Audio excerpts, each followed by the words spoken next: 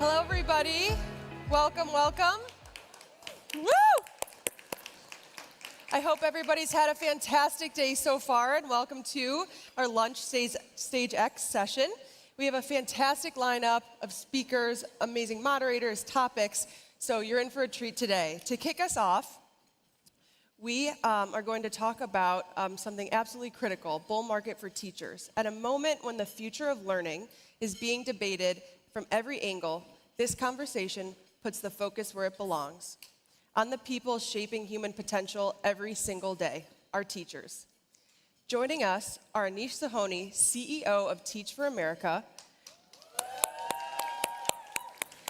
Noni Lissow, Dean of Harvard Graduate School of Education, and they'll be joined by Elan Samoa, CEO of Transcend, one of the leading voices helping schools rethink and redesign learning for a changing world. Please welcome me in joining Anish, Noni, and Elan to join the stage.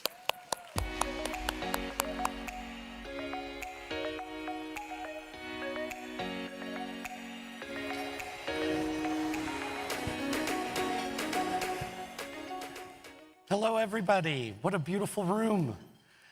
I hope everyone's having a wonderful conference.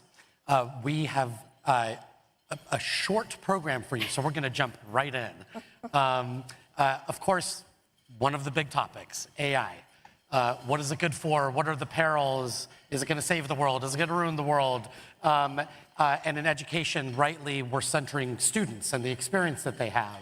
How might it help them learn? How might it extend learning? Also, how might they do cognitive offloading in ways that we don't want? We're not going to focus as much on that today. Today, we're going to think about AI through the lens of the educator role. What does AI mean for teachers? And specifically, is there a hopeful path here where maybe AI could actually turn into a bull market for teaching, making the job more accessible, more attractive, more doable? And so with that, I want to jump right in.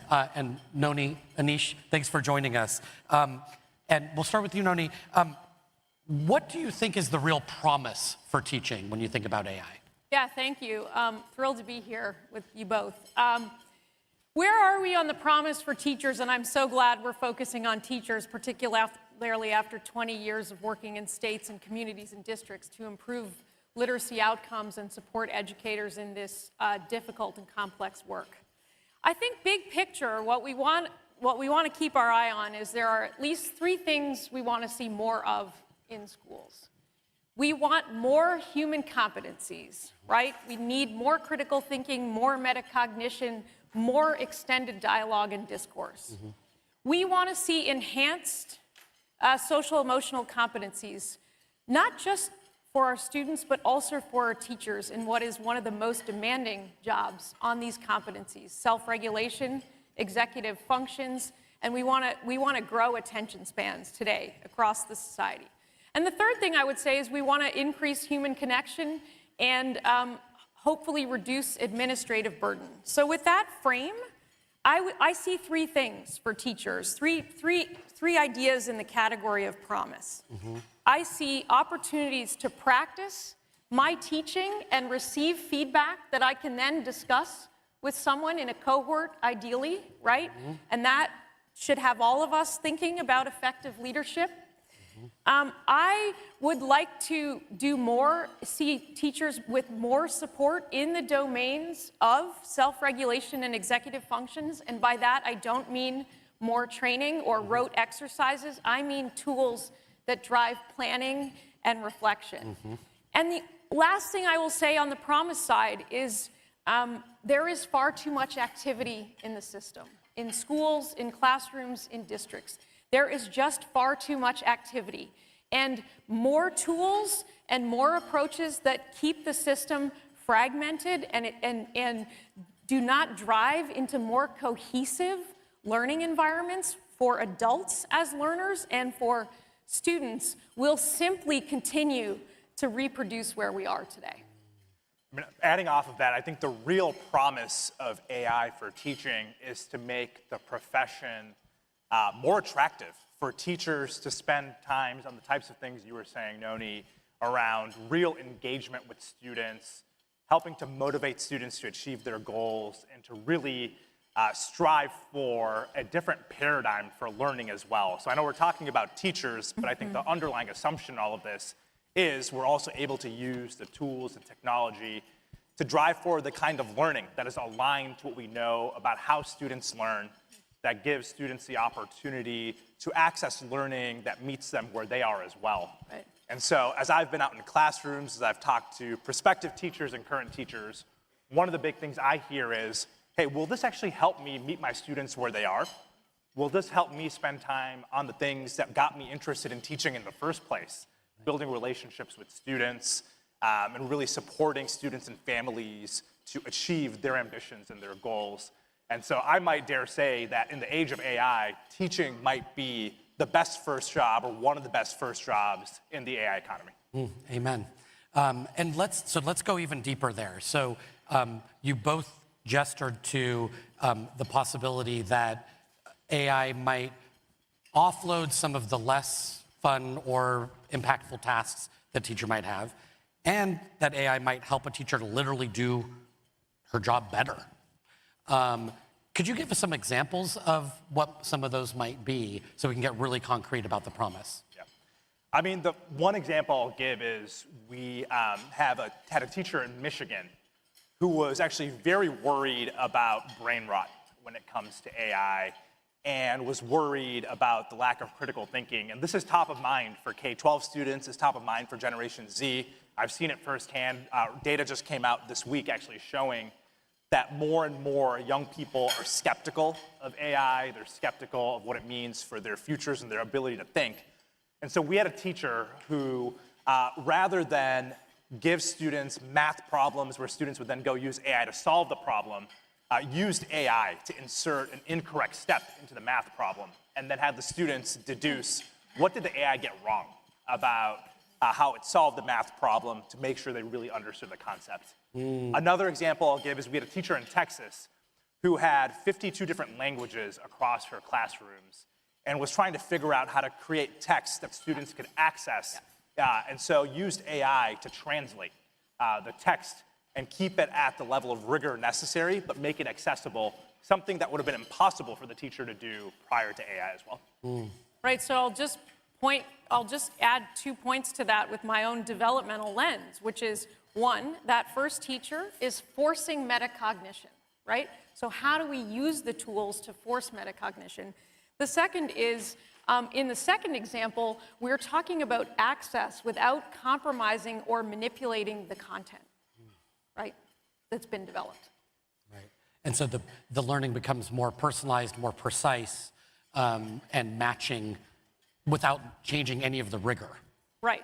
So we want to see accommodations, we want to see ways to get into text or into content, but we don't necessarily want to generate it.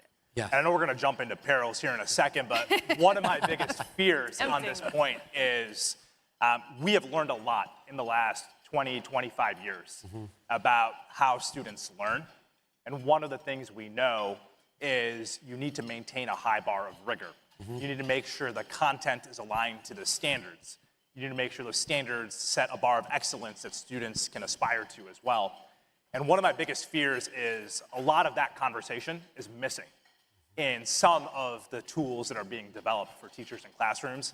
And so I fear that we're creating too often tools and platforms without an understanding of the practitioner's perspective and point of view, without an understanding of how students experience the technology as well. And so my sort of big encouragement advocacy would be to make sure these things happen consistently. We need teachers, school leaders at the table, co-creating and co-designing how the technology gets used in classrooms. Yeah, and I'll just say, just to add right there on that exact thread, we need to bring that science of learning to the table and the practitioners to the table. We also need to, in the absence of a really robust body of research on the AI in terms of what we know and don't know, we must default to 100 years of research on how people learn. We know that. We know a lot about adult learning and we know a lot about child learning, and we have to, at the level of tools and products, et cetera, be very specific about what it is we expect to see in terms of learning outcomes. Not reach, not number of users, not minutes on the platform, but what truly do we want to see at the level of learning that is about human development? Mm-hmm.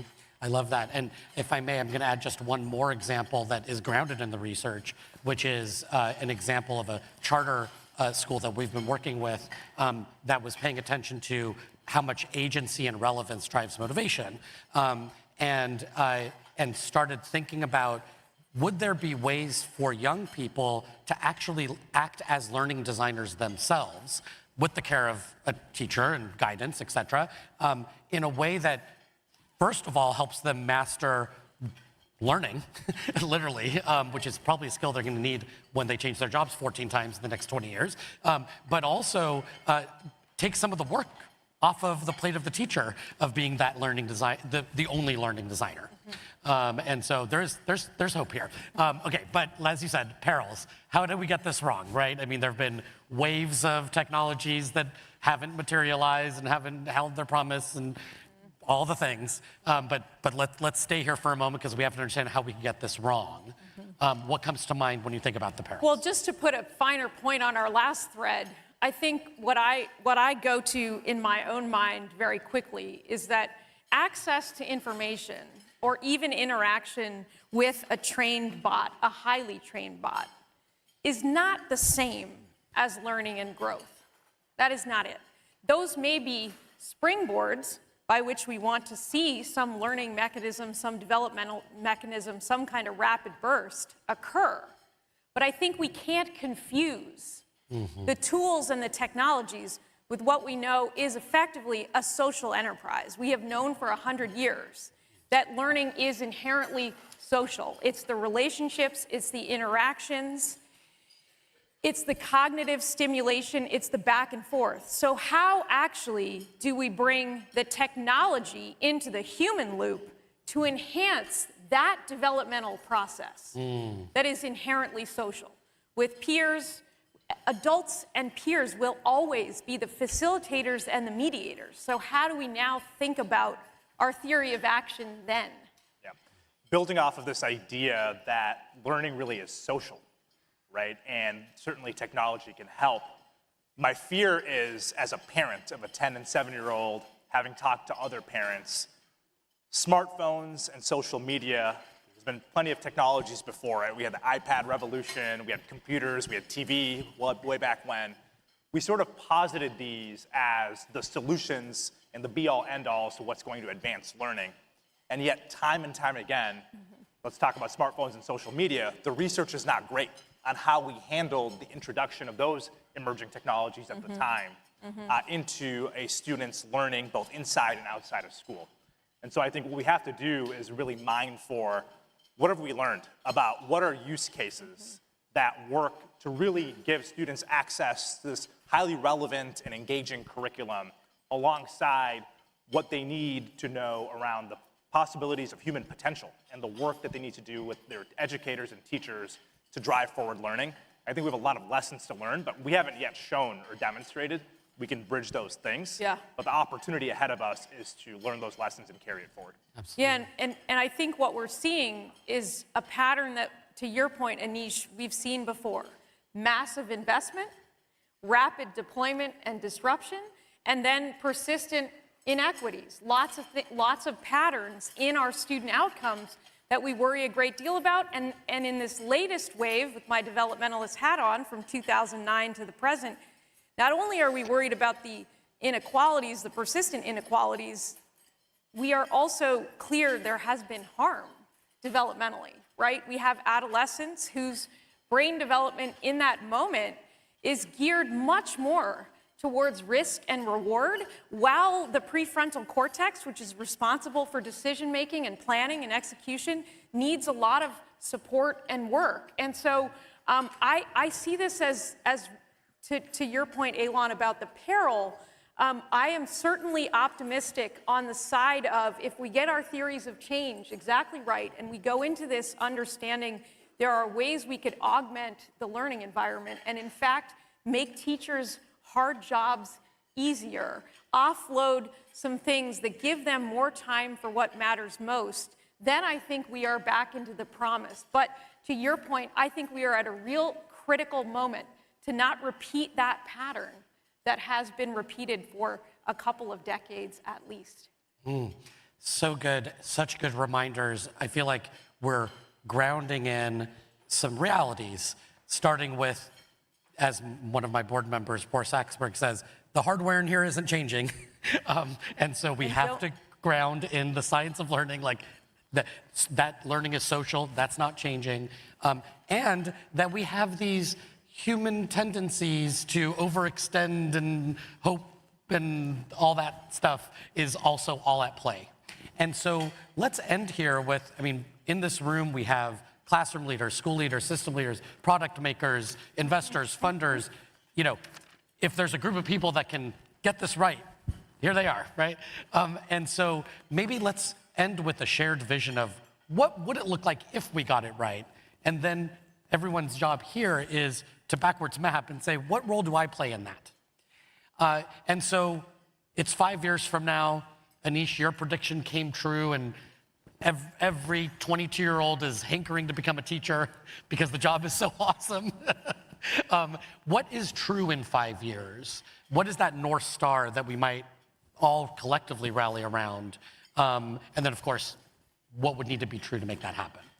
I mean, I'll start and you should jump in. I think if we look 5 years ahead, we'll have been successful if we had teachers, school leaders, educators working alongside technology companies and platform companies to co-create and co-design what is possible. I think we will see that students are able to access a type of individualized learning that is honestly just too hard for a teacher to do alone without the technology, but that the AI tools available to us will be engaging, they'll be relevant, they'll be rigorous, and it'll be exactly what students need, right? And we have some of these tools and technologies already. The technology is also evolving very quickly, so we don't know what'll be true in 5 years. What we know is it'll have a set of fundamental principles around teaching and learning that'll matter. And we'll see teachers working with students in ways that they are uniquely able to do, pursuing a set of learning outcomes that are different than maybe the learning outcomes we pursue today. I don't even think we have consensus yet. There are a lot of frameworks on what is the purpose of school and what is the purpose of learning, but we'll have more clarity and consensus around what are we learning for. And teachers will be able to guide students on that journey to motivate them to build relationships, to keep them engaged in their own journey, so that the learning that we all want to be true, that meets students where they are, is fundamentally possible for them in the future. Mm-hmm.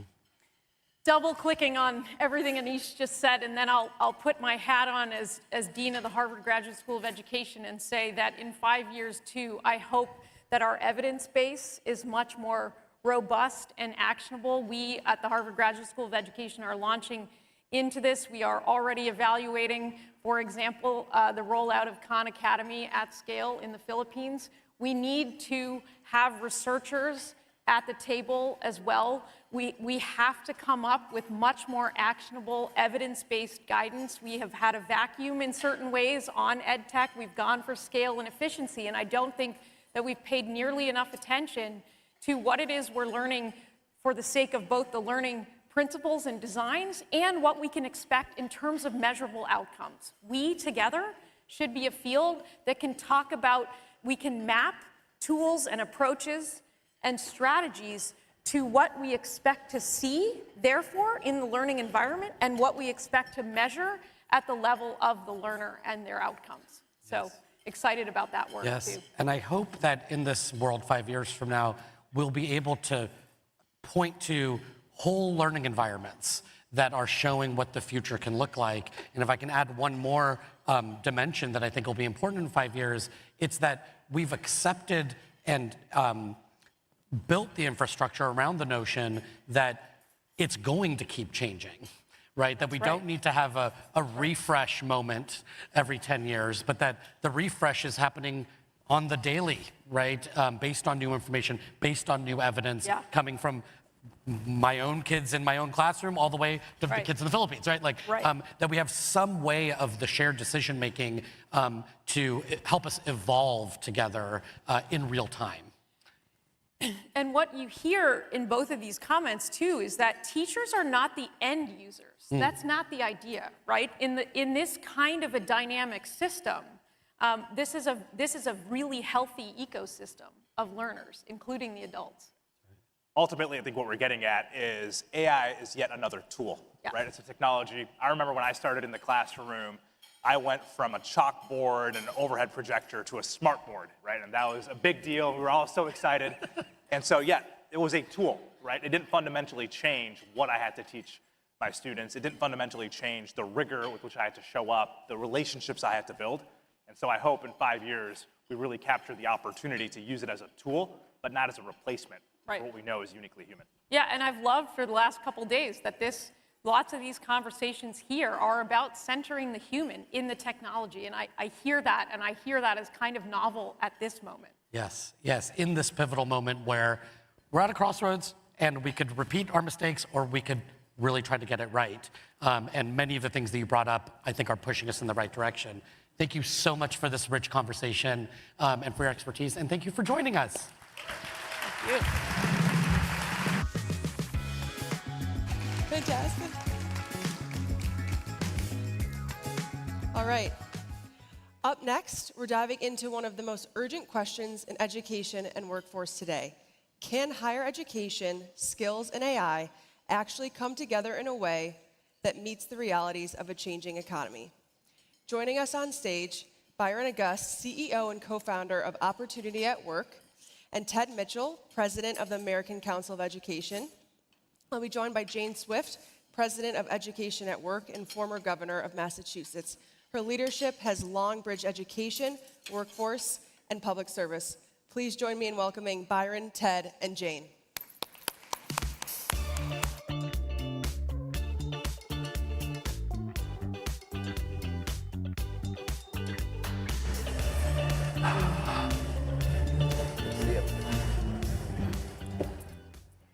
Well, thank you. This is our annual version of What Will She Say? So when they invited me to be the moderator, I was like, well, everybody knows we'll do the prep session. I may or may not say what is on the briefing sheets, but it's fun to have those anyway. This is going to be fast, and I am thrilled to be here with two august, see what I did there, colleagues. We are hoping to settle what is, I think, a fairly significant debate going on in the workforce area. As was said, I have been in policy areas, but today, as the CEO of Education at Work, I'm really working at the intersection of higher education and the workforce. I like to think of myself as a talent developer. It sounds very highfalutin. What we are going to figure out is skills-based hiring, college. Are they mutually exclusive? Can they exist together? Or is it a fight to the death, a cage match, if you will? So the first thing I want to do is to introduce my two terrific panelists. Ted Mitchell, who comes at this from the higher education angle, representing the American College Council on Education. I guess you don't call yourself higher education. Why not? Just wait, it's coming. Okay. And I practice this, Byron August, who is the, August, I use that, right? But that's not how you say his name. That's very good. So it's an august conversation, but our panelist is Mr. August, who is the co-founder of Opportunity at Work. And he has sparked really the skills first hiring movement and the Tear the Paper Ceiling campaign. So the media, my favorite group of people, have spent the year, I haven't lost that in 30 years of being out of politics, have spent years pitting the skills first hiring movement and the skills based hiring movement against college degrees. And so we're gonna take 3 rounds to really get to the bottom of whether or not this is really a myth or fact. And so the first myth that we are going to look to tackle, and they told me that I should say, let's go at the beginning of each round so my panelists would know. Is there anyone else here from Massachusetts? Please raise your hand. Do we actually say let's go in Massachusetts? No, we say LFG. That's a Tom Brady thing, but I don't think I'm allowed to say that here, so I'll just say LFG. But that's how you say let's go in Massachusetts for any of you who are going to visit. All right, so starting with the biggest myth. College is the only legitimate path to a skilled life. LFG, Mr. Mitchell. What do you think? Of course. Well, this will keep us moving quickly. Comma. No, of course it's not. And I think that what's an even more interesting question is college at all a pathway to meaningful work? But that's round two. Right. So, Mr. Tear the Paper Ceiling campaign. Well, we know that college is not the only path to professional success. We have 70 million Americans who don't have college degrees, but who are skilled through alternative routes, like mainly from work on the job, but also in military service and community colleges and and lots of programs that are kind of represented in this room. But above all, people are learners. And we have, on the one hand, we have 4 million stars in high-wage jobs, more than twice the median wage, with the two biggest job titles being CEO and software developer. But on the flip side, the barriers to stars have actually squeezed out 8 million stars from paths to upward mobility in the last 20 years. And we're sitting right now with 30 million people, stars, who have actually skills for jobs that pay about 50% more than the ones they're in. So there's a huge unlock still. So I don't think we can say that it's like a level playing field. And I think there's clearly lots of advantages to college, but we are already seeing lots of pathways to professional success. Can I ask you, so I've been running a call center for Intuit TurboTax for the last 8 weeks, and so all of our college students who work there all use all these acronyms.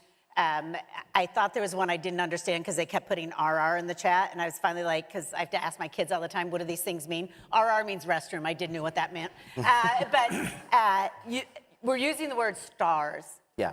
Will you just, I'm not sure everybody uses that. Could you just spell out what STAR, how we're using that word? So stars means skilled through alternative routes. And I'm sure you all knew that and didn't mean me to clear that up, but in case we keep using that word star, and RR means restroom. Yeah. All right, keep going. But the most important part of that is skilled. Right. It's like, what are you, not what are you not? So college is not the only path to opportunity. I work with lots of college students. I will also tell you, I grew up in my path to college, was paid for by a wonderful plumbing company, and many of my cousins and uncles are still in a skilled trade. All of them worked very hard to send their children to college. What I see today with our students is that it's skills plus, skills and experience, and a college degree that brings a lot of value if you find that opportunity in the right way.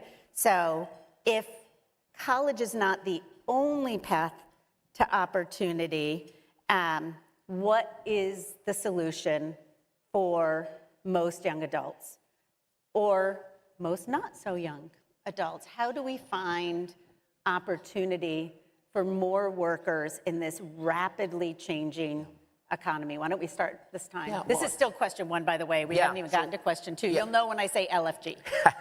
So I think there's one thing about what does an individual do, and that depends on their circumstances and what opportunities are before them. But in terms of how the system should work, it is really critical to tear the paper ceiling, meaning not that college isn't valuable, not that a degree isn't valuable, not that there's something wrong with that paper, but that there's something wrong with using that paper as a ceiling to keep other people out, which is to say we need to have skills as the currency of upward mobility so that if you can do the job, you can get the job.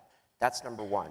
Second, we need to give people so many more ways to show what they can do, whether they're in college or not, whether that's projects and demonstrations and builds, whether that's work-based learning, whether that's apprenticeships. There's a lot of ways to do it. And finally, you have to have a way for valuable learning to actually lead to higher earnings wherever that learning took place. College, not college, et cetera. That's what we have to do. So let me go back to my little teaser about whether college is the right path How many of you are doing something with your life that is described on your business card the way it was described on your diploma? Not a lot. So I would argue this goes back to a fundamental problem that we have in higher education and have had for centuries, is that we teach a lot of skills, but we don't identify them, we don't label them, we don't assess them, and we don't name them. Higher education is a world of proxies. How many of you are history majors? Man. How many of you are economics majors? Okay. In either case, that label is a proxy for skills. And I think this isn't a cage match. Byron and I are good friends, and we think about this all the time. The problem in college is that we have not been good for our students in naming and assessing skills. So I think we've got to get better at tearing our own paper ceiling. We've got to get beyond that piece of paper that says economics and say what analytics, what communication, et cetera, et cetera. And so in a way, I'm hoping that higher education can follow the work that Byron and his colleagues are doing in coming up with nameable skills, a taxonomy of those skills, a variety of different ways in which they can be developed, and a variety of different ways in which they can be assessed. That's on us.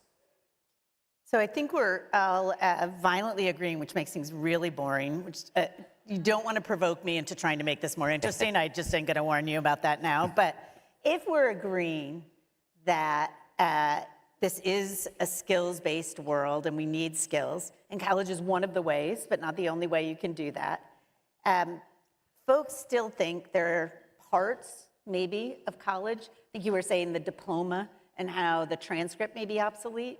Are there other parts in a skills-first world, right, where we know we have to recognize multiple ways of learning, where employers should put more emphasis on what students know? What I see, and the reason I'm doing the work I'm doing, what employers have basically done is added to the requirement for a degree years of experience. I'm trying to solve this riddle for this generation of every entry-level job requires 3 years of experience and nobody's hiring entry-level workers. So in my little mommy magic wand, I'm trying for thousands of students to figure out how to get you 3 years of experience without any entry-level jobs. It's no problem. These are the things that moms do. But with all of those things together, are there things at college that are obsolete or that need to be done completely differently? LFG, so you know it's the second question. Sure. I think it's the absence of. So I want to move your question into credit for prior learning. So we assume when students come into college, especially 18 to 24-year-olds, which is a declining population and actually the minority of college students, but we still treat everybody who comes through the door as if they're starting at the same place. They're not. Some need a lot more work in some areas where their high schools might not have been great, but even more come to college with a boatload of experience that we need to identify, experience and skills that we need to identify and give them credit for. We've been doing this for military for 40 years. Imagine an Army medic, got a GED, goes into the Army, comes out of the Army as after 2 tours of duty. I want to be a nurse. Well, do they have to start at the beginning of human anatomy, biology? They sure shouldn't. And so we were able to provide college credit for that military experience that puts them on a different pathway. That's a way of, in part, building up a student's sense of self, sense of worth, giving credit to the work that they've done and the people they're becoming. Gina, I think that there's a lot that college can do better and needs to, and there's a real temptation for college. I mean, no faculty senate ever voted for college to be the only path to the middle class. That's not a thing that college said, that university said. In a sense, the degree has been weaponized by the way it's being used in employment. And it's not, but at the same time, colleges and universities are incredibly important institutions that should take their role in learning more seriously and should actually reject their role in sort of bifurcating our society into some sort of feudal society where some people are talent, some people are labor, and other people are surplus to requirement. That's BS, and we've got to break it. And college has to be part of solving it, even if college didn't invent that problem. So I think if you look at the math, just like you can't write off like what everyone's learning on the job and like half the skilled workforce that are skilled through alternative routes, you can't write off the incredible capacity and capability, just the incredible gift we have of this higher education system. And college should be much more a bridge to opportunity for millions of people, but we can't make it a drawbridge that pulls up behind and leaves everybody else on the outside. You know, one of the things you said, so is I'm trying to like solve this, how do you find work for students when there's less work for entry level? I think the skills first, as opposed to the label, may work in solving this work-based learning where we don't have enough internships, but we have plenty of jobs. But isn't that what that 5 years of experience is really asking? It's another Yes. kind of proxy. Right, what do you have for skills? But also most students going into college think that they have to get those skills through an internship. We don't have enough internships, but what we've been trying to think through is we have all these empty jobs, which is a lot of what we do. How do we take the jobs that are empty and make those the same equivalent of internships, which I think you're saying, how do we take prior learning and make that the same equivalent to you've achieved the same competency and the same skill level as you would in this course. Yeah, and even if somebody doesn't use that college credit, Right. I really care, the same drawbridge sense that Byron raised, I really care that if people later in life choose to go to college, that they're able to translate what they have been doing into the currency of the realm, into the college credit. That's right. So we've solved the whole what are we going to do about college system. So now let's solve the other one about what happens when AI makes entry-level jobs obsolete. This is 3, which is a good thing because we're almost out of time. And I'm not going to opine on this because I have so much to say based on the work we've done this year into it with AI. But doesn't AI, Ted, make the college degree more relevant? Don't we need students who can think critically and problem solve? And if so, how does that work with the reimagining we just talked about? As long as higher education pursues the development of those skills. And I think that for many students who are in sort of anonymous lecture halls in very big places, who regurgitate what they learn in order to pass the exam, I think we need to up our game and say, in the AI world, how can we change every college experience to focus on those critical thinking, those communications, those imagination skills that we're counting on differentiating humans from machines. Awesome. Yeah, I just think one thing is we have to recognize you can gain those skills in lots of ways. Ted, I agree with you in the way that colleges should make those skills more central to the college experience, but you can learn those skills as a roofing contractor. You can learn those skills as an insurance agent. I mean, you can learn those skills in a lot of different ways. And remember that things are changing so quickly. It's not just about people coming out of school, whether that's high school or college. It's all the people that are already in the labor market. And so I think the focus needs to be not just on the college to career transitions, but to career transitions in general. And Opportunity at Work and the Brookings Institution just released a pretty comprehensive look at the impact of AI on economic mobility. And I think the conclusions from that are, first of all, you have to look at how people move through the labor market. So when you think about a call center representative, well, it's very troubling, how many of those jobs might be eliminated. But the blast radius is actually much larger because it's all the people who would have moved into that job and then all the ways they would have moved out into sales jobs, other jobs. And so it's both the employer pipeline and sort of people's opportunity. Take that across 70 gateway jobs plus the college to career transition, you've got a big challenge. On the other hand, some of these destination jobs that were relatively close in skills to call center workers, they too can be augmented by AI, and maybe we can shrink the skills distance so that actually, if we're losing half of our call center jobs, maybe those workers aren't unemployed, they can move into these other areas. But this is something we have to do on purpose. We have to make it a design problem. AI is such it's a general purpose technology that yields so much to our purpose. I think AI is like amplified intention. What are we trying to do with it? And I believe that if we're pouring trillions of dollars of capital into it, we have to start solving new problems, and we have to solve it with new problem solvers. We have to put these tools of problem solving into the hands of people with the contextual knowledge of the unsolved problems. And I think there's so much that can be done with that, and it's not an either or, it's a combination of these skills. So we're going to change fundamentally all of our systems, higher education, the workforce investment system, check. And all of these things are incredibly easy to do, and we did it over their lunch. So yay for us. And I didn't swear. I don't think I swore once. Nice. Somebody call my mother. Thank you all very much, and we stayed on time. Enjoy the rest of your conference. Thank you.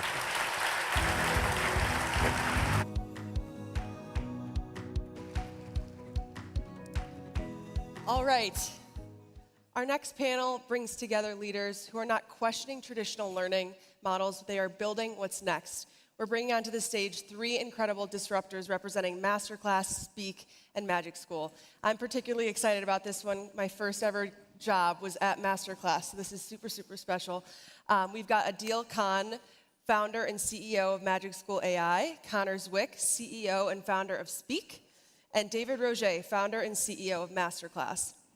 They'll be joined by Larry Chu, co-chair in global M&A at Goodwin, who has led more than 300 transactions worth over $300 billion. This is going to be a fantastic conversation. Please join me in welcoming them all to the stage.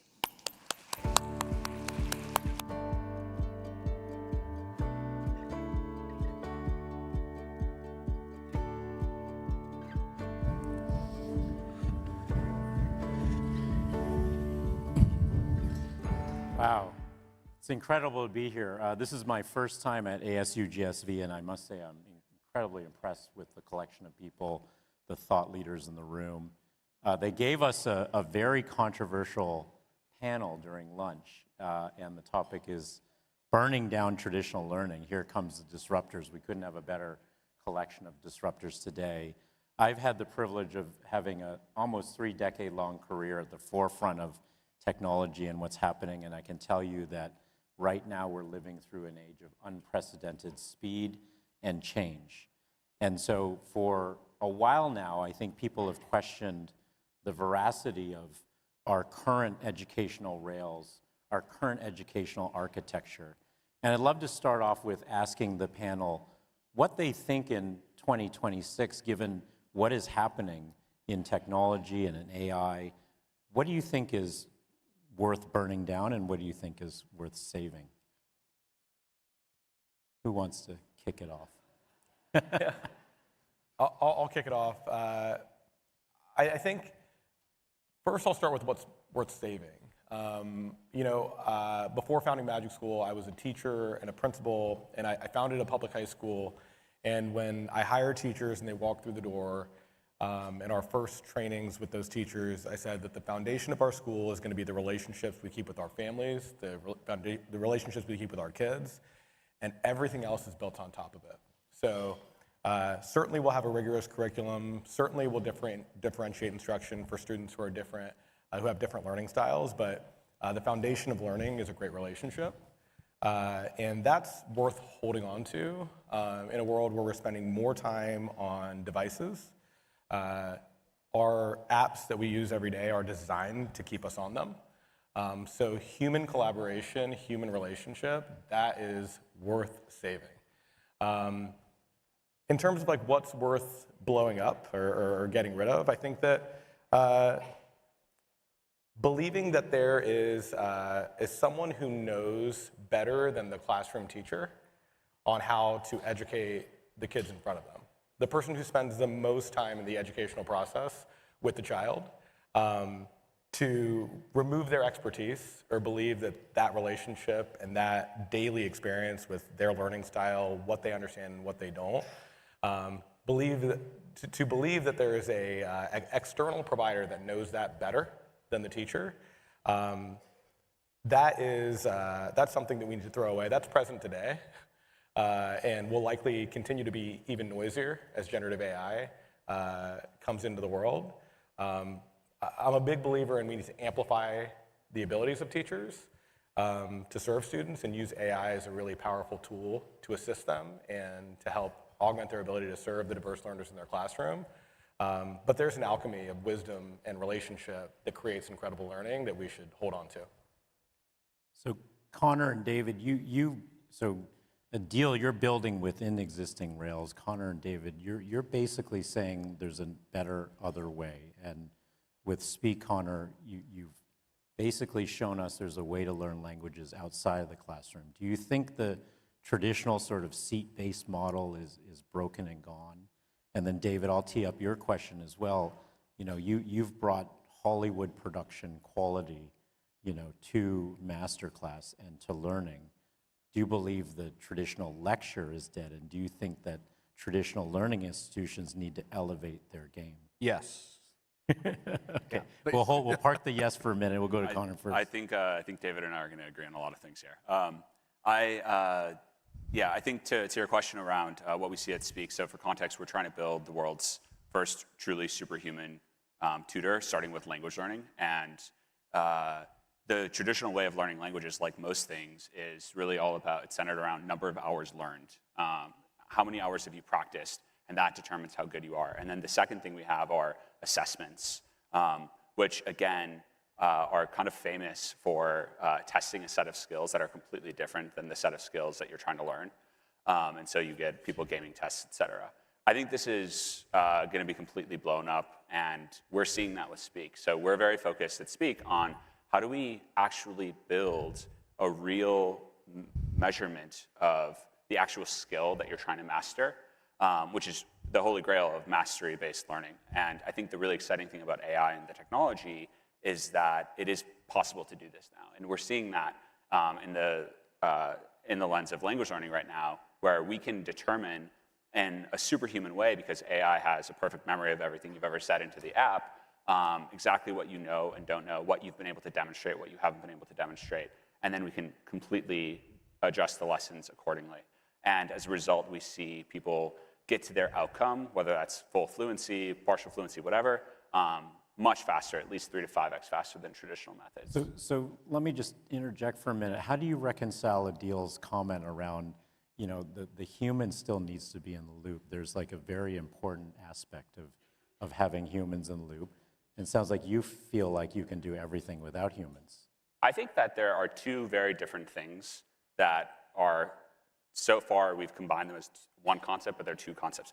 One concept I think is learning, and another concept is classroom. And those are synonymous because they've been intricately linked for the last 100 years. But learning, I think, will be something that you do primarily for most skills with an AI tutor in 5 years from now, because the tutor will be hyper-personalized to you, and it will be, frankly, irresponsible not to have a lot of learning happening one-on-one with a tutor.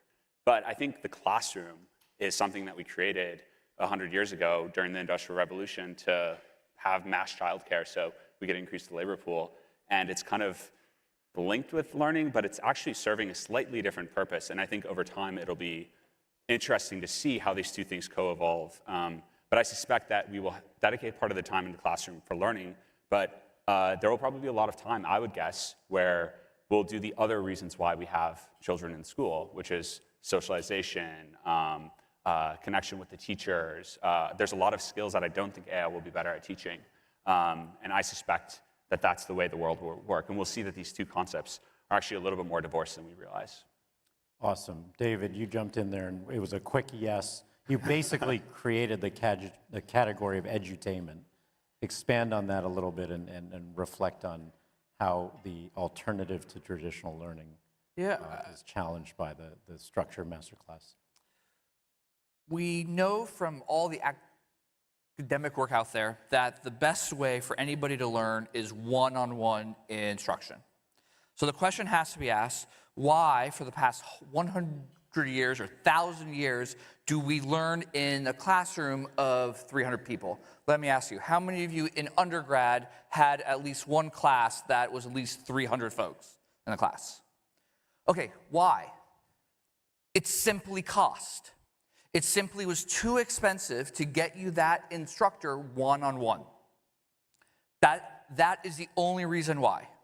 And we paid for that $80,000 a year for 4 years. You can now provide the exact same education for about $100. That's $80,000 a year for 4 years versus $100. If schools, if L&D departments aren't dramatically going to change how they teach, you are dinosaurs. The world is completely going to change. Now, I think in classrooms have done a lot of amazing things, but that is the only reason it exists is because of cost structure, and that now has changed. Now, Adil, to your point, we know also from all the evidence and work that one-on-one instruction and coaching is really powerful. So if you can add in a person who's going to coach you, then that's awesome. But I think the day, if you stay in the model we're in today, you're going to be standing in a lecture hall that is empty. So how do we get there? That's the question, right? With disruption, sometimes you have gaps. You don't want children who have traditionally only been able to rely on traditional rails of learning to be left behind. Like, how do we elevate everyone's game? I don't think the technology is quite there yet. I mean, we're trying to build this for language learning, and we're not a superhuman teacher in many ways still. And I don't think the technology is there. So I think that it's a little bit also confusing that can be confused with this idea, oh, well, it's not actually happening. But it is happening. It's just happening in smaller ways right now. And I think over the next few years, it will become dramatically better. And as that happens, I think it will be, as David just said, almost irresponsible if you're an L&D manager or you're a dean at a college to not be thinking about dramatically changing the way that education happens. Adil, you have a comment on that? Yeah, I mean, I feel like I just want to name, like, I'm not a defender of the status quo here. Like, the status quo has not resulted in extraordinary outcomes for kids, period. We need to be thinking differently about how kids are learning in schools, period. My school had great results. Relationships are the foundation of the school. That's my formative experience. It matters. And at the same time, like, we need to reimagine what school looks like and what school is, especially in an environment where technology is changing so dramatically. How we get there, I think, is rethinking what the valuable skills are in the world. I've always thought that, like, leadership's a really important skill. And what is leadership? Leadership is arranging resources in a way to accomplish a really big goal. Usually great leaders start with why. Simon Sinek's great book, right? They help motivate their teams by letting them know, hey, we're building towards something really, really meaningful. I'm helping you see the big picture of what we're doing, our mission that we're working on. Cultivating those things in school by doing things like project-based learning, really, really powerful. Equipping students with those tools for generative AI to manifest something in the real world, builder experience is really, really powerful. But I think I'm really skeptical of the idea that, like, me and a device are going to learn as well as me with a team and someone motivating me and helping me understand the why behind my work and those kinds of things. And I challenge the folks on stage of, like, yeah, hey, your most formative learning experience is the engineers that you work with. They want to know why they're building the thing they're building, don't they? They want to understand that this is going to result in something that's going to make impact in the world. And that's a lot of what a teacher does. They're the leader of the classroom. They help students understand, hey, you're not just doing that math equation to get it done. Great teachers inspire the why behind that work. They make it relevant to their students, and they create a much more rich learning experience than simply acquiring a skill. I agree with everything you said, except I don't think everybody gets access to Neil. If I had you one-on-one, that'd be amazing. If I had you two-on-one, it was you and two, probably still good. At some ratio, an AI bot that's trained for me is gonna be, if it's one at 100, I don't know what it is. But also, Adil, I had instructors and teachers that were pretty bad. And so I would have spent less money in therapy if I had an AI bot for second grade than if I had my second grade teacher. I think people are going to need therapy for AI bots as well. That's probably true. That's probably true. Adil, I want to double click on one thing. You are deploying within, educational institutions. You're helping teachers save time and friction and really elevating, right, their purpose. What barriers have you encountered in trying to get Magic School deployed in school boards and with teachers? There's a lot of fear around generative AI usage, both from teachers and especially in usage with students, right? You can pull up the news and see really scary things that generative AI is doing when it comes to building companionship type relationships with not just children but adults. I'm certain that there are model companies that have stories about those companionship relationships that they don't want the world to know because of how scary they are. That we've seen a glimpse of this in the news, but it's important to remind ourselves that some of the companies behind these models are the same companies that have been extraordinary at addicting us to social media. They understand that, internal metrics at these companies are like time on platform. They're incentivized to make sure you are spending more time on the platform. And that is true with generative AI as well. And those incentives don't belong in schools. So when we win these, we are direct with our school districts. If we were here for an educational purpose, generative AI can have an incredible impact on your students for some of the reasons that have already been shared on stage. But we should be really skeptical around bringing consumer technology into school buildings and expecting that's going to be a solution for the challenges that schools face every day. I could keep on going with this debate, but I'm going to let the...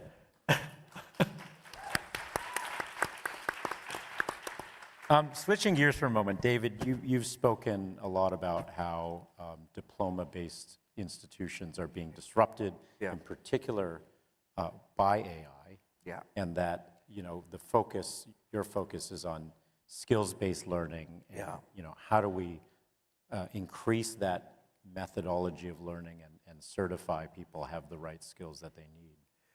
I have a strong point of view on this, so it is a hot take, so I apologize for anybody that this offends. Let's look at MBA programs. If you aren't in the top 10 MBA program in the country, I'd argue you aren't going to exist in the next 5 to 10 years. Here's why. In all the research that we have done, employers now rank MBAs as below a 12-week AI intensive course. MBAs below that. Now, I paid $200,000 for an MBA, so I got screwed there too. We also see on the candidate side that they don't have 2 years and hundreds of thousands to actually spend on it. If we think about it, I think about my mom and dad who were both attorneys. They went to law school, and every year they took about a day of a class. Sorry to, More than that, actually. More than a couple days a year. Yep. They went to take a class, and they were still up to speed. Now, all that's impossible. The rate of change is happening so much. If you aren't involved in your field, in 6 months, you're probably way out. You are now a dinosaur. And so with the rate of change happening so fast, I don't think a two-year MBA program works. And so we decided to launch something. It was our first time trying it. So we launched it with the University of Chicago booth and OpenAI. And it is equivalent of a 12-week business program that's taught both in person and with AI. In the first couple weeks, for 500 slots, we've had over 12,000 people apply. And admissions is still going on for another month. We will be tougher to get into than Harvard Business School. I don't know what else the market needs to see that the signal of schools is just dying. Connor, you also talk a little bit about, skills-based, personalized learning. What's your hot take on this? What's my what? My hot take? Yeah, what's your hot take on skills increasing in terms of the priority stack in learning? Yeah, I mean, I think I talked about this a little bit earlier, but I think this is the most important part of mastery-based learning. The entire idea is that around mastery-based learning is like, let's make sure that you've mastered one skill before we go on to the next one. And I think historically, even in a classroom of 30 students, we've had really poor testing or signals to use to understand if people were actually able to achieve the mastery of that skill before moving on to the next one. And I think this is a clear area where an AI should be much, much better. And that's what we see with Speak. And so over the next 5 years, we believe that testing as a concept will feel extremely antiquated. And we will mostly have, I think, replaced that with something better because the value is extremely high. No matter what the test is, if you can have something where you're reliably, as an organization, whether you're a college trying to admit people and you're trying to understand what they know and where they spike, or you're a company and you're trying to understand the skills of your workforce, the thing that we're working on at Speak is how do we actually connect directly and accurately to the skills that you need as an L&D manager, as an example, and being able to very accurately predict whether or not those skills are skills that you actually have. And so we see testing as a concept being something that goes completely extinct in the years to come. So that's a good segue into moving more towards sort of the future of what disruption looks like. And I'm going to ask a question that we didn't really talk about before, but Adil, you sort of keyed this off earlier. How do your engineering teams, as all three of you are technologists, Adil, you used to be an educator, so you sort of wear both hats. How do your engineering teams work with educators to ensure that you are building towards the future and you're building towards what educators who have decades and decades of experience know that we need, think that that the model needs to move to?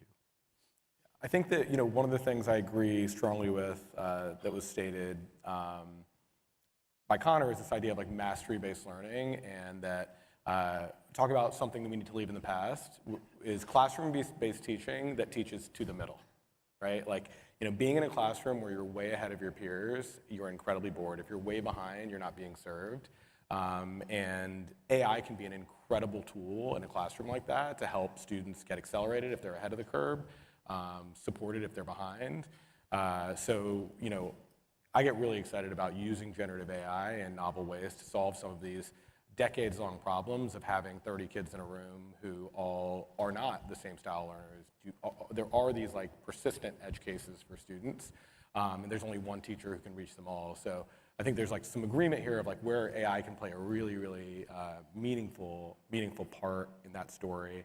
And then in terms of your question on how we work with educators, we always start with what their problems are. What are the problems that you're facing in your schooling environment? What are the things that we can do to wrap around supports for you? Where would AI fit into the challenges that you're having? For us, as we partner directly with school districts, that is our buyer. We certainly build features that teachers love, but really, the business is built through a conversation with the district who says, this is our strategic plan. Where do you fit into the strategic plan?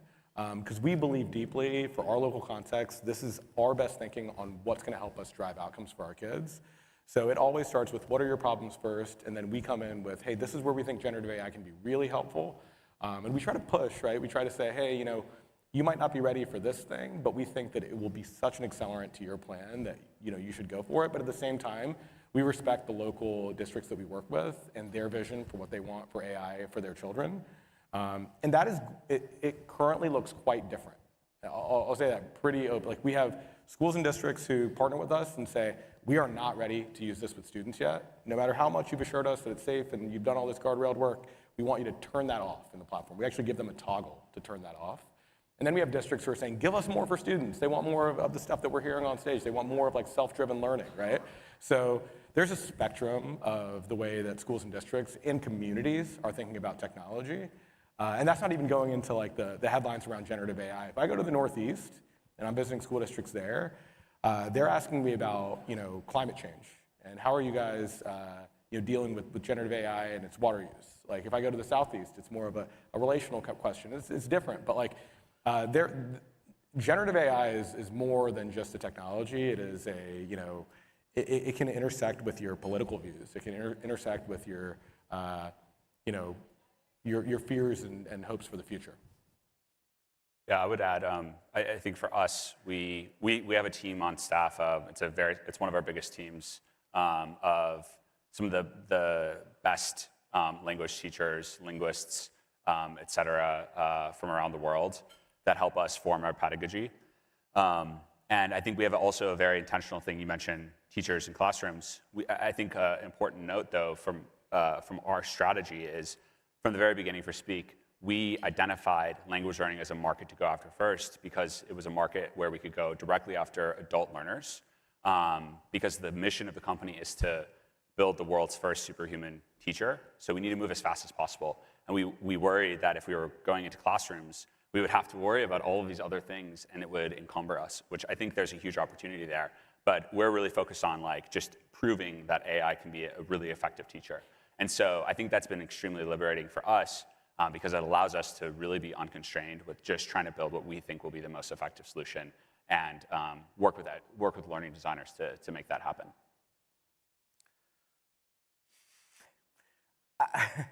I think most of the pedagogy that we are taught and taught by is outdated and wrong. I would agree with that. I mean, I'll give you an example. How many of you, I'm in this group, were asked at some point in school, are you a visual learner? Are you a kinesthetic learner, auditory learner? How many of you were asked this at some point? There is no evidence that is true whatsoever, that there's any distinction between any of those things. And if you look at the pedagogy that most that we are taught with, it's an outdated one, and most of it isn't true. But then most of it was designed for in the classroom. And now that you can learn much faster with an AI, the pedagogy research is going to dramatically change. So I think it's an exciting time, but I think we're starting at almost zero. So we're just out of time, but I want to do a really quick prediction lightning round, okay? So imagine it's 2030, we're back at ASU+GSV. What should the investors and the educators in this room invest their time or their money in? What's the one thing, and don't just say AI, obviously, but double click real quick. Adil, Connor, David? Project-based learning, give kids authentic work, things that they can show off in the world, collaborative experiences with others, build human connection. Awesome. EdTech has traditionally been a really bad industry to invest in. I do think education will be one of the biggest ways in which AI disrupts the world. So I think it's an interesting area to invest in going forward. All right, so the next 5 years to build your own teacher. Awesome. Thank you to these thought leaders. Thanks for spending time with us during lunch.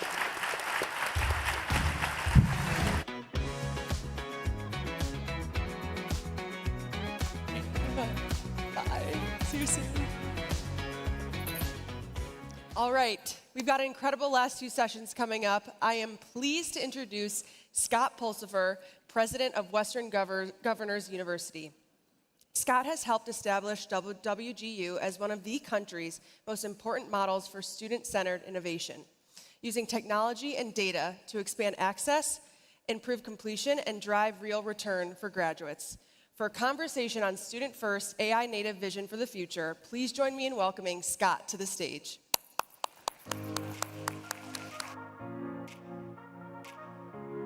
Thank you. Yeah. Thank you. Thank you, everyone. Thank you for the opportunity to be with you this afternoon. I look forward to just sharing with you a notion of what a future can be envisioned that makes it very learner first and really creating an environment that, in fact, is what they deserve. And actually how AI enables us to think about that or envision that future state without constraints.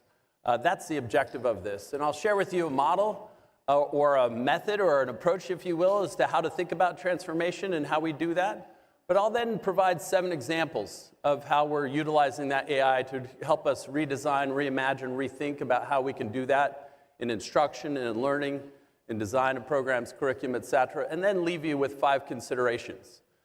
So, first and foremost, the pattern of transformation is, like many of you have seen these charts before, but there's simply the reality is that over the course of human history, that there are these catalysts that exist that create a moment or an inflection point where transformation actually does occur and actually splits what actually is going on. That whatever model existed during the first period starts to actually begin its death. It's reached its apex. And you utilize that catalyst to start driving the transformation into the next phase of what that evolution is going to be. And then comes another catalyst and another period of transformation that then brings in a new era. And on it goes. If you actually apply this model of transformation in higher education, you might see this look like this somewhat. And this isn't a perfect example, but certainly you could go back to the Industrial Revolution, you realize that preceding that, but really starting to scale it, you saw the emergence of a modern baccalaureate degree. That modern bachelor's degree moved beyond education, teaching, and theology into actually providing degrees or pathways or programs that were relevant to the opportunities that individuals were going to be pursuing. But then came about this statement of principles, followed not too distantly after that with the GI Bill and the Higher Education Act, that started to actually put in place certain design inputs that brought about the modern university. By that, what I mean is, like, you can think of examples like the Carnegie Unit or the credit hour. You can think of academic freedom or tenure, but you could also think of the federal student aid complex. And during that period, that modern university started to advance. But then came the internet, and institutions like WGU became these first kind of digitally native universities. That internet allowed us to democratize access in a way that we didn't imagine before, that we could reach and teach individuals where they were. Well, what is now AI going to do to that? One of the simple things that we think about is how does that potentially democratize learning and the access and persistence and traversing of that in a way that is much more accessible, completable than it was before. If you also look at the time patterns here, is like one thing you will have noted is that the time starts to compress between these catalysts and the periods of transformation, while the impact scales and compounds differently than how the time compresses. You can even see this in how it existed in higher education. So, let me share with you kind of a notion of how to manage through that period of transformation. Many of you may know that my background was not in higher education. I jokingly somewhat say, is like, I don't know what the board was thinking when they decided to hire me 10 years ago. But I did learn from a wonderfully innovative institution, Amazon, that there's a model that says you have to actually envision a future state. It doesn't need to be perfect, but you have to have a sense as to what, in fact, are you desiring as the outcomes in that envisioned future state. From there, you start working backwards. The first thing you start to understand is what then are the strategic tenets or the design principles and the key metrics or key results that need to exist for you to realize that desired future state. And then from there, you actually go into then the purpose-built products, models, processes, systems, everything else like that. So rather than focusing on where we are, or the tradition or the practices that already exist and building from there, you actually start from the end in mind and work backwards. So you can actually envision your upward slope, rather than staying on your current trajectory, which is a downward slope. Here's a sense of what we imagine this might look like in the future state, powered by AI, learner-centered. That first and foremost, that is at the center of everything you do. Around that, you have to absolutely have in place trust. That trust exists not only with the individual, but also that individual in an ecosystem of talent, or a talent economy, if you will, that exists between the individuals, all of us who are providing the skills into the workforce, and all of those consumers of our talent, employers, the workforce more broadly. There has to be a system by which, in fact, we have digitized that in a way that hasn't existed to this point. But the other thing I don't want to lose sight of is that we are the principals here.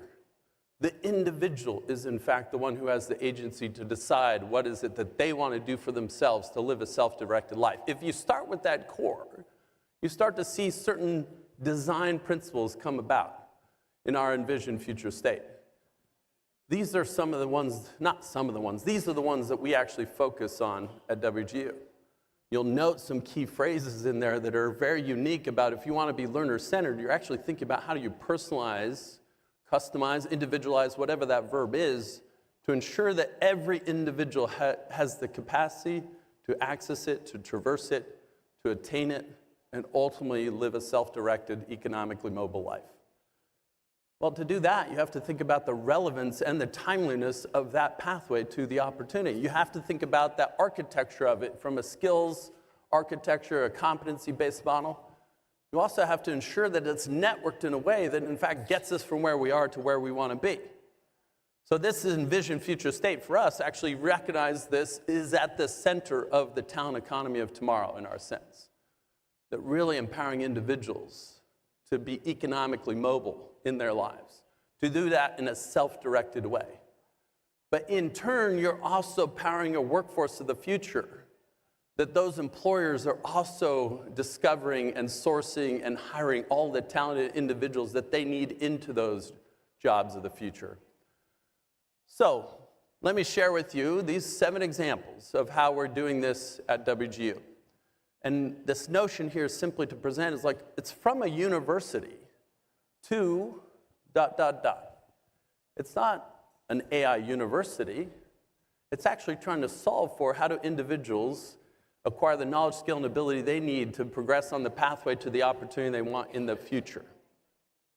That may or may not be in the construct of a university. So, first example, you have to think about redesigning programs and pathways. If a program is a credential or something that in fact exemplifies the knowledge, skill, and ability that I have that's relevant to an opportunity, those programs can in fact be not just the first one, but a second one.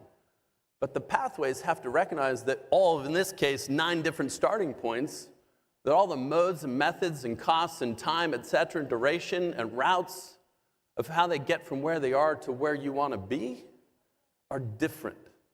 There's no standardized model by which we're doing that. We're following a personalized roadmap to that. And it's not one time, it's another time, and it's another time, and it's another time. So keep this kind of GPS orientation in your mind as you think about this. Second example. How does AI actually help us enable cognitive task analysis starting from the opportunity and the role and the job at the end, and identifying actually what are the skills then required to actually be successful in that role? Designing then the kind of competencies required, the assessments, et cetera, and you start to realize you get towards more micro courses rather than large-scale Duplo block-like courses. You start to think about varied and hybrid delivery, meaning all can occur in a classroom on a campus, or in our case, even in a one-on-one digitized interaction between you and between you as a student and instructor.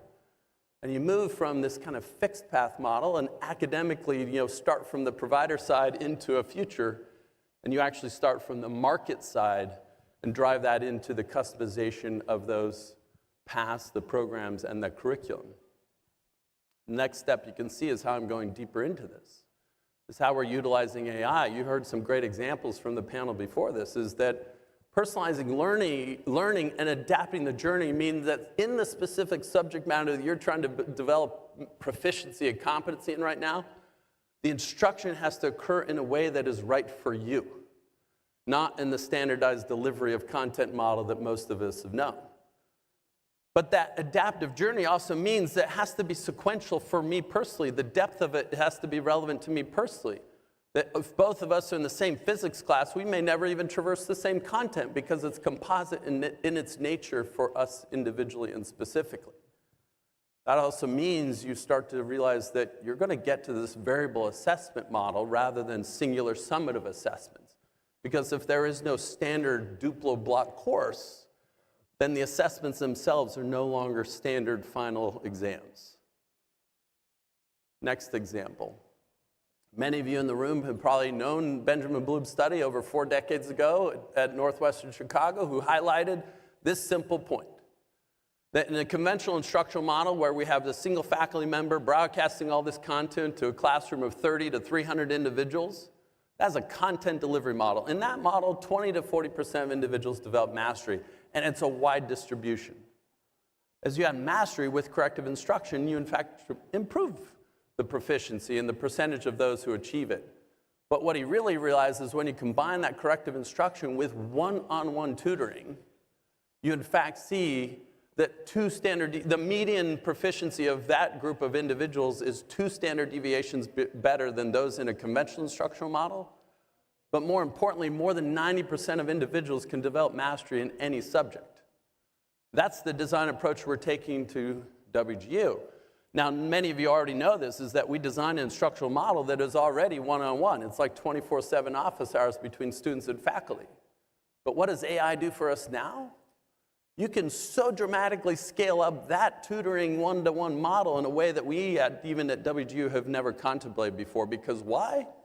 So many of those instructional interactions are actually enabled by an AI instructor bot who's utilizing that custom composite content and curriculum that's relevant and timely to where you as an individual are in your journey to develop mastery in that specific thing. So for the first time, we actually have the opportunity to combine both Bloom and Kettinger in 2023 et al. That highlighted that pretty much there's an astonishing regularity in the pace of learning, that we need 7 attempts to, in fact, develop mastery in any given thing. Well, how do you do that, then, for the vast, diverse population of individuals that we need to enable? Going deeper. You just moved from episodic testing to now to continuous mastery. How do you do that? Because now you're actually assessing proficiency as you're moving along this personalized content. This leverages that cognitive task analysis that I talked about earlier, but then it structures it into this domain models to ensure that the mastery is developing continuously rather than only measured at one high-stake endpoint. What we're finding at WGU is it dramatically increases the attempt rates of individuals for the exams in the first place. And the first attempt pass rates have gone up notably, like 10+ percentage point increases in the pass rates. But what you also recognize is that it's actually continual. What does this help us do? You start utilizing this AI-enabled continual assessment model into work-based non-academic journeys too, which are in fact much more about demonstrating learning at tasks, activities, engagement, etc. Now, what the other cool thing is about AI is getting really good at observing even and inferring what are the proficient outcomes that you're actually expecting as you observe different models of learning. That even helps design what those assessments are going to be like. Lastly, let me share 2 final things on this in terms of 7 examples. So coming back to this core trust and agency problem, you have to actually have a means and mechanisms by which you have a trusted verification of an individual's mastery, proficiency, competency, whatever you want to call it, and the credentials that they've attained as a result of demonstrating that competency. That means that you have to have a digital transcript model that is highly interoperable, not across only institutions where you acquire the skills, but with the employers who are actually seeking those skills into those jobs. Of all the supply chains that exist in our economy, the least digitized of it is the talent supply chain. And AI is now enabling, that is in fact a screen of the digital learning and employment record that we offer all of our students. We have nearly 120,000 individuals now on it. We are trying to get all 1 million of those that we've served in our journey to be on that, and it's actually surfacing that for them. What are all the roles and opportunities for me, given the skill profile that I currently have, as well as for all the jobs that I aspire to? What are the skill gaps that I need to address? And then how do I actually recognize the custom and personal pathways that I can acquire those skills to be ready for that job? Lastly, AI helps us redefine access. You even heard it up here in terms of like all those individuals. We're talking about hundreds of millions of individuals in the US alone. They're trying to figure out how to actually change my life for the better, and they know that learning and acquiring skills is the single biggest catalyst for that to occur. But when we get the opportunity to redefine access and convert that skill into opportunity, a unit of one individual, our lens goes from this kind of view to say, hey, there's 20 million people enrolled, to all of a sudden, everyone in the workforce is now someone that needs to be served. Why? Because this is actually about what my next opportunity is, and the job that I'm in is going to be disrupted by AI. And now, what skills and skills and capabilities do I need to acquire for the next opportunity? It allows us to now think completely differently about access and enrollment, because now you start to figure out ways like I can mass customize at scale learning journeys that serve every individual from where they are to where they want to be. That, to me, is amazing, because we'll start talking about enrollment in education totally differently in the future.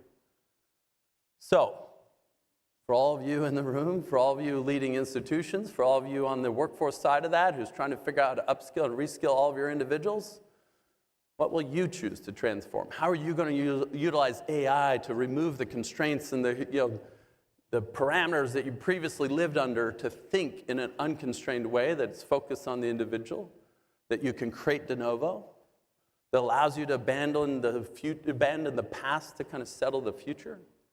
What are you going to choose to do? So let me offer, in closing, 5 considerations in this regard.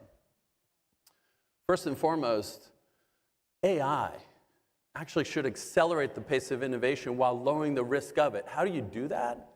Because in fact now with digital twin technology enabled by AI, meaning it observes all of our students across their entire journey, that you can effectively make a synthetic student for every single individual that you've actually observed. That you can model and test, prototype, and pilot things utilizing these digital twins, synthetic students, at a rapid pace that you did not deal with before, that you had no availability to do before. But more importantly, you're reducing the risk. Because now you can actually prove in effectively a randomized controlled trial with synthetic students that which you had to enroll thousands of individuals to start to measure whether or not what you designed was going to work. You get incredible predictive power. Second consideration, and this is certainly true from WGU's standpoint, please take a holistic, integrated approach.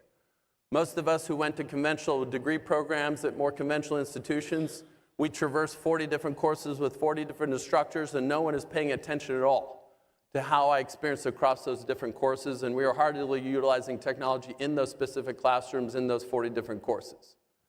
Think holistically across the individual's journey from that GPS kind of mindset, from where they are to where they need to be. How do you utilize a data-driven decision intelligence architecture to drive that? Third consideration, this is a pro-human approach to applying artificial intelligence. We are the principals here. However, you have to be willing to prove it.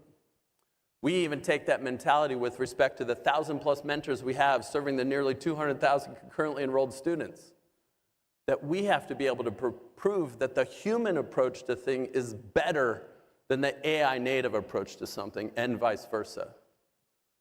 Fourth consideration, please keep in mind that, again, we are the principals here.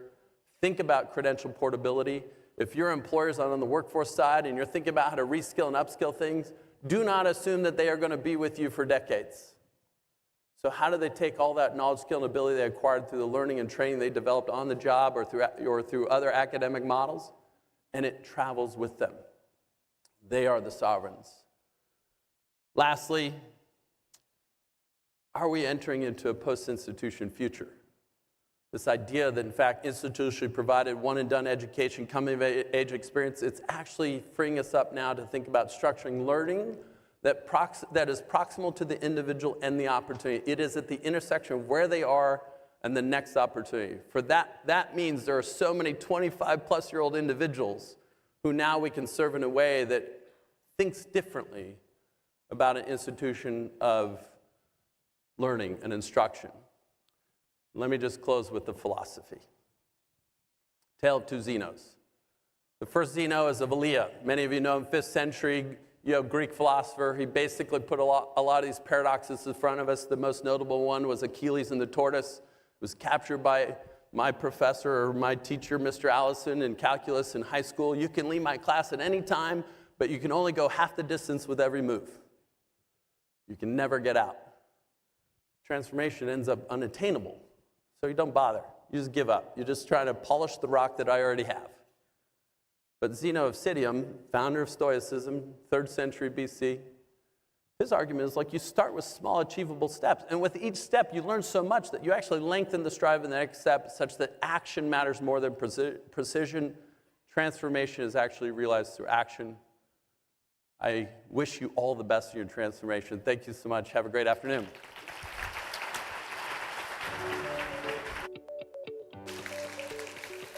All right, I'm sure you're all very excited to welcome to the stage the one, the only, the legend, producer, director, author, Goldie Hawn, joined by Deborah Quazzo and Dean Carol Basile.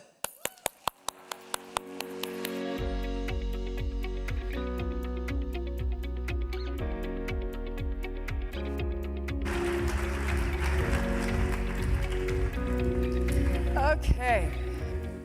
I can't tell you how excited I am to be on stage with both of these women who I admire so deeply, but I do have to start by thanking Goldie because you made my parents cool.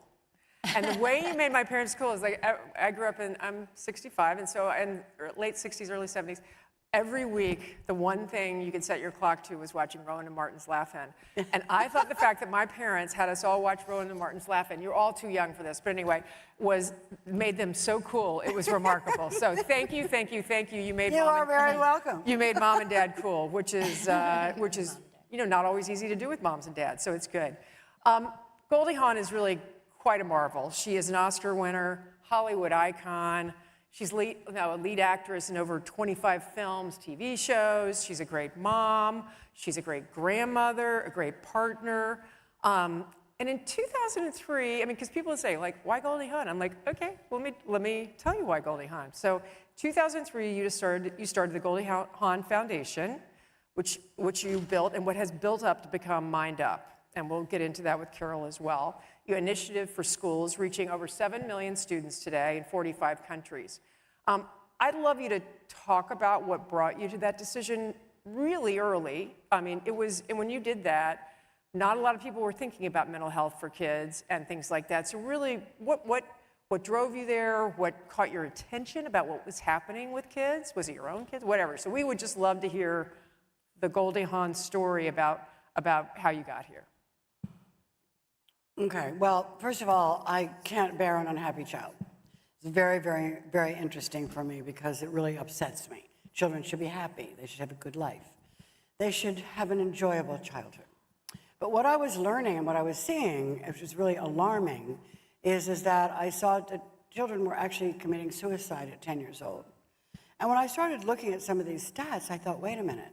I was doing a documentary on happiness, believe it or not, because I felt in search of joy. It was important to experience this feeling.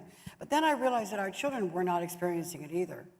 So I took everything I was studying on my documentary, and I created a thing called Mind Up, because what I learned is that kids were never learning anything about their brain. And we're asking them to use it. And understanding their brain gives them some agency to their own emotions. So they're able to understand part of this. Why are we not teaching the brain and pieces of the brain to understand a little bit more about their emotion, about their ability to self-regulate, when we ask them to learn? Because they go together. Learning and also understanding ourselves. Like Plato said, learn about yourself and then learn about other things. The reality here is that I couldn't understand it. I'm not an educator. Obviously, I came from other areas, right? I had my own learning disability. I am, dyslexic, although I'm happy as a clam being that. But the reality is that there are so many things that didn't make any sense to me. So I pulled together a group of scientists, a group of neuroscientists, positive psychology scientists, and so forth, and I put together this program. And I put it together like I produced a movie. I had an idea. Why not do it? I didn't have any thinking about should I, shouldn't I? Because I don't argue. Why do we ask children to learn about anything without teaching them what they learn with? So after I put this together, I researched it, and it was unbelievable. But here's the research. I could make myself happier. I worked better with children. I had better experience with math and English. We did, I don't know, for 10 years we did research on this. I didn't do it. I didn't pay for it. But we had it done. And even in Portugal, where they did research the same, came out the same. Our children were healthier, they were happier, which actually made me cry when I found out that we could create solutions. And we're here today.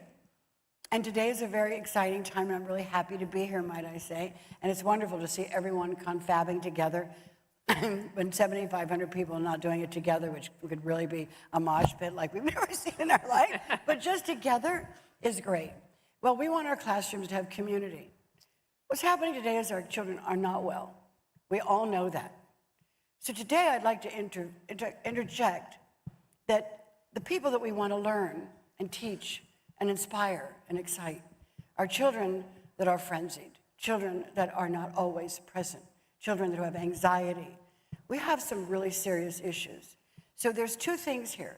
We have to focus in on the mental health of our children, because otherwise you'll have nothing to teach and no one to learn, because they can't. So if a child doesn't feel strong in themselves, understand their brain, know how to understand their reactivity, to be able to self-manage their reactivity, to learn empathy, because empathy can be taught, kindness can be taught. And we have these areas of being human where we're building greater human capital. So can we build human capital, brilliant, smart minds that know how to actually strategize, understand, be happy, bring up children that are happy? How can we do that and continue to move in the area that we're moving? We're very excited about AI. I am too. I'm doing the AI and Mind Up because it's the way to go. But our children and our people in the world sometimes are not ready to learn because they're too upset. They have issues around a frenzied brain, cannot learn. So we need to do both at the same time. And there's no reason why we can't integrate. I've been doing it for 23 years, integrating it into the academia, introducing it into, and also including our parents. So we can do a holistic way of focusing in on our children, on the future of America and the world, and be able to actually learn as well. So this is why I did this program. And I think it's no time like the present to be able to understanding that learning is no different than being brain fit. So brain fitness also goes along with learning. We can create all kinds of systems, but are they excited enough about learning to use them? And will they get lost in the very thing that we're creating today? I love that you called it inner curriculum somewhere. I love that phrase. That was terrific. Let me go to Carol for a minute, just because one of the things I love about Carol and about ASU broadly is that marginal solutions are not on y'all's agenda or radar. When you do things, you want to be doing it for impact and for scale and to affect more people and more students and more children.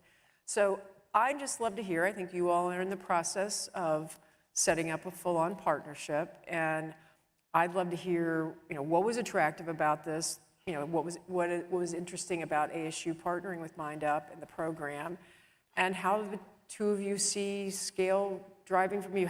You have scale already, but there's more to be had. So, and to your point, we need every child to have this. So, love to hear your perspective on where do we go from here? So I'm sitting here as a dean of a very large teacher preparation program, College of Education, and I have always felt, a number of years ago, that the only way you could come and you could learn from us was to come and take classes or to get a degree. And in fact, I always felt that made no sense, that everybody today should be an educator in some way, shape, or form. So the question became, how do we liberate our content? How do we give that content in all kinds of ways, right, to start thinking about what does it look like if we can give every parent, every tutor, every grandparent, every community member ways in which they can also work with kids. Everybody should have this information, and they should get it from a valid source. So a number of years ago, we created something called our Community Educator Learning Hub. It now has 200 nano courses, but the problem is it's static. So then comes Goldie, and we said, all right, so what's not there, right, is all the things that Mind Up has. Because as she's, articulating well, these two things have to go together. If we say there's a struggling reader, not only do we have to address the fact that we've got somebody who needs to learn better the skills of reading, we also have to deal with the word struggling. Or if we say there's a kid who's excited about, my granddaughter's really into crested geckos, so crested geckos, let me just use that, then we've got to figure out not only how do we teach her, right, how do we do this around science and how do we get her more interested, but we also have to deal with the excited part. And how do we continue to do that, and how does she use her brain, right? And how do we as educators help kids to do this? So the idea is to take the content that we have, what we know about teaching and learning, blend that with what Mind Up has around thinking about preventative mental health, thinking about the brain, thinking about things like brain breaks, and bringing these two things together, planting all of that into AI, right, in a way that we provide together the valid content that people can use. And then, as I always say, how do we make it a public utility? How do we make this something that everybody can then have access to say, I've got a kid who, and actually get the kinds of answers both on the instructional side and on supporting the mental health side and the human part of this. And so it'll be distributed through the public school system, basically. I think it could be distributed in a lot of ways. Okay. That's the beauty of AI. Yep. You know, we can distribute it in many ways where we couldn't before. One of the reasons why I went and thought to myself 2 years ago, I had teachers, trainers, you know, all over the United States and Europe and so forth. It was such heavy lifting, and you weren't able to really get the kind of training that was basically synchronized to exactly what should have been done, because obviously they're humans training. And you keep a look. I said, okay, I don't want to be a training organization. I want to be an innovative organization, continuing to create new ways and things for children and teachers and parents and so forth. So I thought, I'd just do this in AI. This was, I don't know, 2.5, 3 years ago. So now we are building different, interesting ways of training. It isn't necessarily always your regular kind of training, but it's animation, it's ways to do it. And we're excited because then we can give it to many people. It's accessible to many more people. And when we've got something like this, we want as many teachers, parents, people to be able to understand the very thing that we're all trying to do, right? Is to, whether you're going to teach math or STEM or whatever you're doing, it's much more facile to be able to get it out in the world. So it's an exciting time. Yeah, either one of you, give maybe the audience a more tactile example of, I mean, how does Mind Up work today? So is it nudges? Is it suggestions? Is it, what kind, and I appreciate it's parents, teachers. How does it operate today, and how does it, impact teachers and children? And how do you, obviously you're already out there on AI, so how do you see it moving forward in terms of a sort of a product roadmap thing would be really interesting. Because of need. There is necessity out there. And I think that's one of the areas that it's not arguable at this point. Solutions are everything. We can hold up the dirty glass about what's going on, but we need to find solutions. Yeah, we can't, a lot of what happens today, right, is we say, well, we think professional learning is a silver bullet, right? Everybody says, oh, we just need more professional learning in teachers. Well, we don't. Because it's not working, it hasn't worked, we've put trillions of dollars into it, and it's not getting us anywhere, and people are turning over too fast. So we've got to find other ways, and this isn't just about teachers. As I say, this is like, I want this to be like, you turn on water, the water comes. Like everybody, right, should have access to this. Everybody should have this as a public utility that says, look, I've got a kid who, whatever that is, right, and you can do something about it in time. You don't have to go, oh, I got to go talk to my kid's teacher. Oh, my teacher said my kid has XYZ. Oh, whatever that is, but I don't know how to help, right? This was COVID, like everybody, kids weren't in school and parents didn't know what to do. They didn't know the tips around how do you help a kid decode, how do you help a kid do this, they don't know. And so we've got to give this to people. And people have to get it in a way that is not only just the content part of it, the instructional part of it, they also have to get the human being part of it, the brain part of it. And they have to know how to do that, and they have to know how to talk to a kid, and they have to know how to recognize what's happening when it's happening. And they need it just in time. They need to turn on the tap, and it needs to be there. And it needs to come from a valid source. And so I think that's the beauty of what we're trying to create. And yes, we want this to, we want to give this to educators. We want every teacher to have this as well. But it's got to be bigger than that. It has to be more than that. And I think that's where we're trying to see that, what we can actually do here. What are the stories that we can begin to tell that help people to see how these things start to come together, because we've always done them very separately. Socio-emotional learning's over here, the instruction's over here. These two things have to come together. I think the differentiation that I felt around Mind Up was I didn't know what social emotional learning was. I had no idea. I was in Vancouver. I was up there because my son was playing hockey. I went to visit, did a lot of conferences about brain and meditation and things like that, understanding how basically incredibly powerful it was on brain fitness. But this is the area where I looked at and I thought, oh my God, this is unbelievable. We have to be able to do this. So that's pretty much where I took this with the fearlessness of going out there to teach brain in the classroom. But it wasn't social emotional learning. It was brain science. Because the brain science is the one, a very funny story, one of the kids in Colorado, Basalt School, got into trouble. That whole school was a mind-up school. So the teacher took him into the principal. She said, okay, what happened? He said, well, my prefrontal cortex, my amygdala wasn't thinking, and my prefrontal cortex was overactive. I mean, it was like hilarious, right? But we think that kids don't like their brain or they don't understand it. They love it. I mean, they're telling me when they're in first grade where their amygdala is and whatever. And this is what you want. I mean, one little girl said she was pulled off the curb, and her aunt said, she said, do you know what saved our lives? And the aunt said she thought she did because she pulled her off the curb. She said, no, your amygdala. And you know, when you start changing the vocabulary of how you speak and how you think, then the mothers and the fathers come in and go, oh my God, I need this program. What's a brain break? I need one. And the kids take it 3 times a day. And they understand that they even come in sometimes and say, I think I need a brain break, and they're 8 years old. If they do need a brain break, we all need a brain break. And that's one of the reasons why it's important to, as fast as we're going, is to slow down. It's got to happen. And then we can think better, we can feel better. And just remember when children say they could make myself happier, that one did me in. We all have to get happier. And we have to find our ways in order to actually jump over some of the hurdles that we go through and enjoy our lives for a period of time, a little bit every day. And that's what we help our children understand. So all this dialogue and languaging is brought into the problem, brought into math. You know what one of our teachers did? Took math, the times tables for mindful movement, because everybody has to move. Kids can't sit there like this. So jumping jacks, 2 times 2 is 4, 4 times 4 is 8.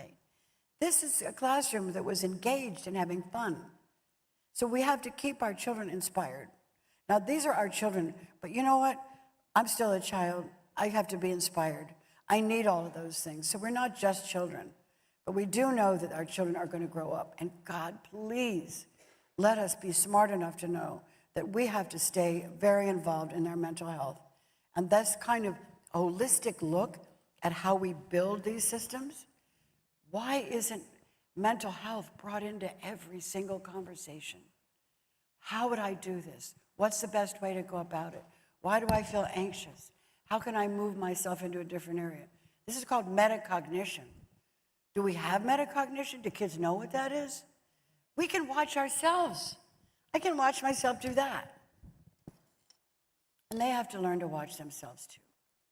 So we have so much to share with them, and it's so beautiful. And they have to know how amazing their brain is.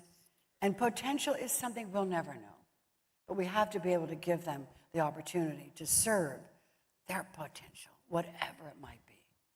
And I think that this kind of partnership that we can create on this, and I think it's a brilliant idea, is engaging our learning and our creativity and all the things we dream about and bringing into it brain fitness, brain knowledge, and how we're able to manage our emotions that hijack all of our thinking.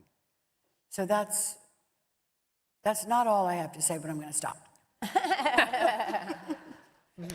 Love that. It is, you are remarkable. And one of the things I deeply love about this is, Lord knows you did not need to create another legacy. You have the greatest legacy in history. I was listening to a young actress do an interview the other day and be like, who is your inspiration? Goldie Hawn. And I was like, that is awesome. And so you did not, I mean, you did this out of your own heart. You can hear that on the stage. It is incredible. I think the fact that you two came together is a gift, and that you're sharing it with us today is just, I cannot express more gratitude. Is there anything else as we sort of finish up the conversation, as you think about this legacy and what it could look like in partnership with Arizona State? Anything else you want to leave with the group, or you care out, either one of you or both, in terms of what you hope 50 years from now, when we're probably all gone, is this looks like? You know, it's one step in front of the other. It always has been. You can't build anything without putting one step in front of the other. We're doing that now, and the whole idea is that we don't give up. It's the give up of itches in the world that can't sit at our table. You actually can't give up. And you have to dream big. The only thing is that you can't be unrealistic. And the other thing that I would say is that remember that we can always talk about what's wrong. But one thing we have to remember is that we have to find solutions to what's wrong. It isn't just complaining. It's looking at how do we look at this strategically and say, how can I build a healthier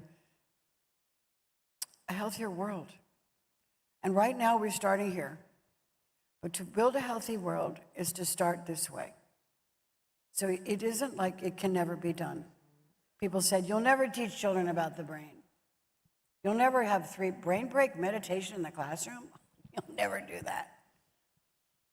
And I thought about it, and I said, let me research this first. And I researched, and it was so extraordinary, the shifts and changes in our children. I said, watch me. I didn't know what I was doing, except that I cared about kids, and I took it down all over Canada, came down to America, and went full bore. Then I went at 150,000 children, whatever, in UK, Portugal. Next thing I know, it's like popping up in all these places. And we're in China, in 13 provinces. I don't have any marketing, none. And the only thing that I had was a beautiful program, and I didn't want my name to be ahead of it. I tried to name my, thing different, like the, Gold, whatever Light Foundation. No, it ended up being mine, but I wanted mine up to be the star. So what we have to do is plan ahead, a dream, but know how to actually make it happen. So solutions are everything. And I think that's my parting.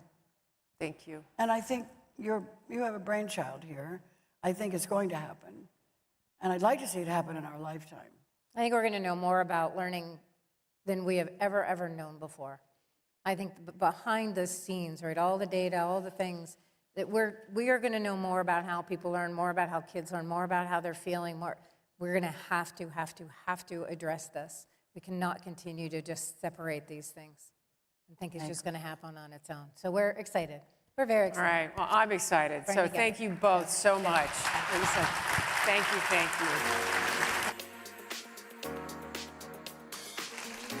So good.